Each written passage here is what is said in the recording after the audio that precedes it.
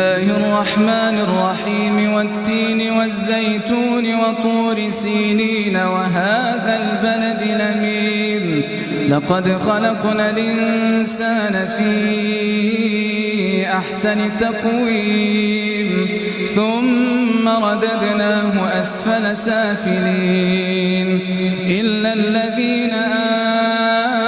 آمنوا وعملوا الصالحات فلهم أجر غير ممنون فما يكذبك بعد بالدين أليس الله بأحكم الحاكمين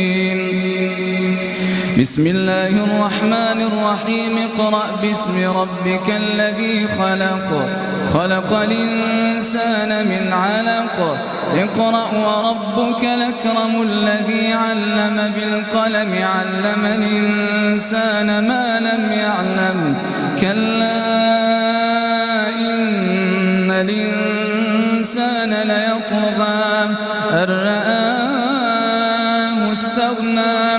إن إلى ربك الرجعى